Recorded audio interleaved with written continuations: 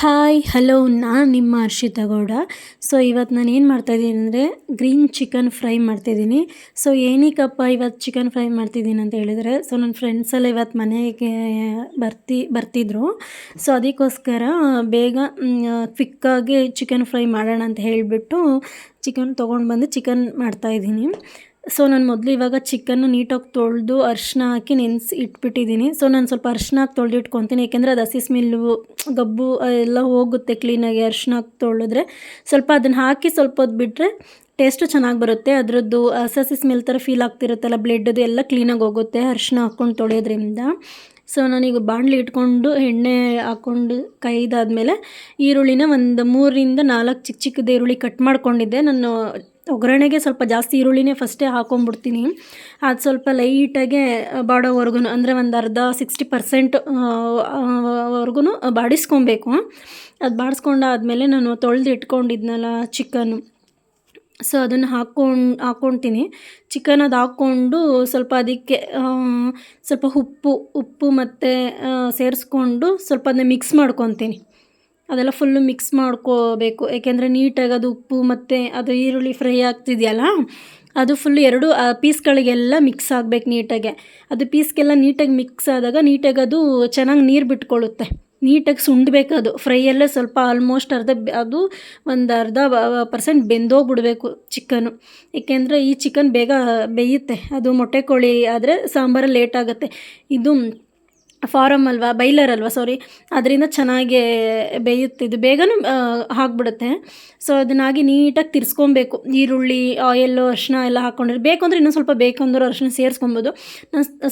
ತೊಳೆಯೋಕ್ಕೆ ನಾನು ಜಾಸ್ತಿ ಅರಿಶಿನ ಹಾಕ್ಕೊಂಡು ಯೂಸ್ ಮಾಡೋದ್ರಿಂದ ನಾನು ಅರಿಶಿನ ಹಾಕ್ಕೊಳ್ಳೋಕ್ಕೆ ಹೋಗಲಿಲ್ಲ. ಸೊ ಅದನ್ನು ತುಂಬ ನೀಟಾಗಿ ಮಿಕ್ಸ್ ಮಾಡಿದೆ. ನೀಟಾಗಿ ಮಿಕ್ಸ್ ಮಾಡಿಕೊಂಡು ಒಂದು ಪ್ಲೇಟ್ ಮುಚ್ಚಿ ಒಂದು 10 ನಿಮಿಷ ಬಿಟ್ಬಿಡಬೇಕು. ಏಕೆಂದರೆ ನೀಟಾಗಿ ಅದು ನೀರು ಸುಂಡಬೇಕು. ನೀಟಾಗಿ ನೀರು ಸುಂಡಾದ್ಮೇಲೆ, ನೀಟಾಗಿ ನೀರು ಸುಂಡ್ರೇ ತುಂಬ ಚೆನ್ನಾಗಿ ಟೇಸ್ಟಿಯಾಗಿ ಪೀಸ್ಗೆಲ್ಲ ಮಾಂಸ ಹಿಡಿಯೋದು. ಸೊ ಹಾಗಾಗಿ ಪ್ಲೇಟ್ ಮುಚ್ಚಿ ಬೇಯಿಸ್ಕೊಳ್ಳೋಣ. ಆಗ ಮಸಾಲೆ ರೆಡಿ ಮಾಡ್ಕೊಳ್ಳೋಣ. ಸೊ ಬನ್ನಿ, ಗ್ರೀನ್ ಚಿಕನ್ ಫ್ರೈಗೆ ಏನೇನು ಬೇಕು ಅಂತ ನೋಡ್ಕೊಂಡು ಬರೋಣ. ಸೊ ಮೊದಲೇದಾಗಿ ಬೆಳ್ಳುಳ್ಳಿ ಮತ್ತು ಶುಂಠಿ ನನಗೆ ಪೇಸ್ಟ್ ಹಾಕ್ಕೊತಿಲ್ಲ, ರುಬ್ಬಕ್ಕೆ ಹಾಕ್ಕೊತಾ ಇದ್ದೀನಿ.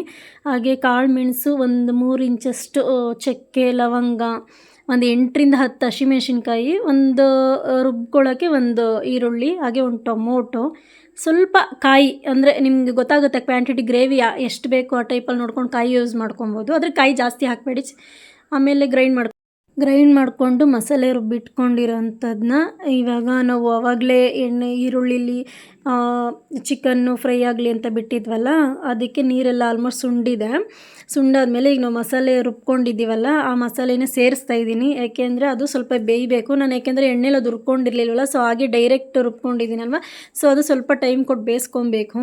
ಅಂದರೆ ಸ್ವಲ್ಪ ಪೀಸ್ಗಳು ದಪ್ಪ ಇರೋದ್ರಿಂದ ಸ್ವಲ್ಪ ನೋಡಿಕೊಂಡು ಲೋ ಫ್ಲೇಮಲ್ಲೇ ಒಂದು ಮೀಡಿಯಮ್ ಫ್ಲೇಮಲ್ಲಿ ಇಟ್ಕೊಂಡು ನೀಟಾಗಿ ಬೇಯಿಸ್ಕೊಬೇಕು ಪ್ಲೇಟ್ ಮುಚ್ಚಿ. ಸೊ ನಂತರ ತಿರ್ಗಾ ಅದು ಮಸಾಲೆ ಎಲ್ಲ ಒಂದು 70% ಬೆಂದಾದಮೇಲೆ ನಂಗೆ ಸ್ವಲ್ಪ ತೇಜದು ಚಿಕನ್ ಮಸಾಲೆ ಆಯಿತು, ಅದನ್ನು ಸೇರಿಸ್ತಾ ಇದ್ದೀನಿ. ಮತ್ತು ಸ್ವಲ್ಪ ಗರಂ ಮಸಾಲನೂ ಆ್ಯಡ್ ಮಾಡ್ಕೊತಾ ಇದ್ದೀನಿ. ಅದು ಆ್ಯಡ್ ಮಾಡಿಕೊಂಡು ಸ್ವಲ್ಪ ಎಲ್ಲ ಮಿಕ್ಸ್ ಮಾಡಬೇಕು ನೀಟಾಗೆ. ಎಲ್ಲ ಮಿಕ್ಸ್ ಮಾಡಿಕೊಂಡು ನೀಟಾಗಿ ನೀವು ರುಚಿಗೆ ನೋಡ್ಕೊಳ್ಳಿ ಒಂದು ಸಲ. ಏಕೆಂದರೆ ಉಪ್ಪು ನಾನು ಫಸ್ಟೇ ಚಿಕನ್ನು ನೀರು ಸುಂಡಲಿ ಅಂತ ಇಟ್ಟಿದ್ನಲ್ಲ, ಸೊ ಆವಾಗಲೇ ನಾನು ಉಪ್ಪು ಸೇರಿಸ್ಕೊಂಡಿದ್ದೆ.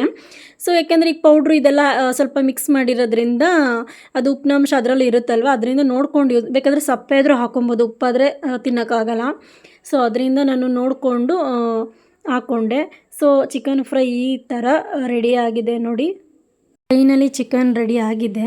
ಸೊ ಏನಪ್ಪ ಅಂದರೆ ನಾನು ದೋಸೆ ಜೊತೆಗೆ ಸರ್ವ್ ಮಾಡ್ಕೊತಾ ಇದ್ದೀನಿ. ಏಕೆಂದರೆ ನಂಗೆ ತುಂಬ ಇಷ್ಟ ಆಗುತ್ತೆ. ಅದರಲ್ಲಿ ಲೆಗ್ ಪೀಸ್ ಅಂದರೆ ಜಾಸ್ತಿ ತುಂಬಾ ಇಷ್ಟಪಡ್ತೀನಿ. ಸೊ ಹಾಗಾಗಿ ನಾನು ಲೆಗ್ ಪೀಸ್ನೇ ತೊಗೊಂಡು ದೋಸೆ ಜೊತೆ ಸರ್ವ್ ಮಾಡ್ಕೊತಾ ಇದ್ದೀನಿ. ಸೊ ಹಾಗಾಗಿ ತುಂಬ ಚೆನ್ನಾಗಿತ್ತು. ನೀವು ಟ್ರೈ ಮಾಡಿ. ನೆಕ್ಸ್ಟ್ ವೀಡಿಯೋಗೋಸ್ಕರ ವಾಚಿಂಗ್ ಮಾಡ್ತಾಯಿರಿ, ಸಬ್ಸ್ಕ್ರೈಬ್ ಮಾಡಿ. Thank you so much. Take care, bye.